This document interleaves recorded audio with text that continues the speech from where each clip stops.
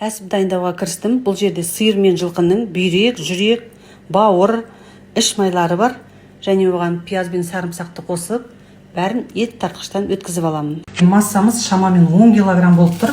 Енді соның үстіне 2 шай кесе күріш қосамын. 5 жұмыртқа, кориандр.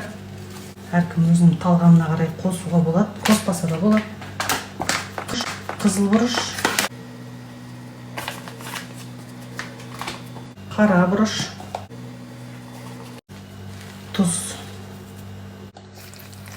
Бәрін жақсылап араластырып аламын. Бисмиллахиррахманиррахим.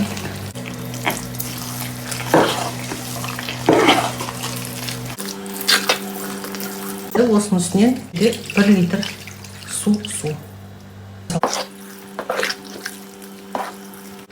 Әсіпті жіңішке қарынға салып бастаймын.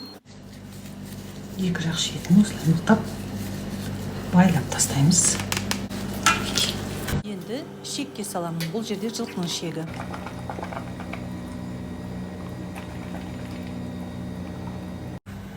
Мынау міне моншағасы. Әсіптің бір партиясын пісіріп жатырмын. Тамаша болып, жарылмай осылай әдемі болып пісіп шықты. Дастарханға әдемілеп ұсыну үшін гриль табада қуырып аламын. Достар, сіздер де ертеңнен қалдырмай дәл осындай әсіп жасап көріңіздер. Нағыз табиғи, таза, үй жағдайында жасалған дәмді тағам. Ал енді қарт әсіпті көрейік. Бисмиллахиррахманиррахим деп.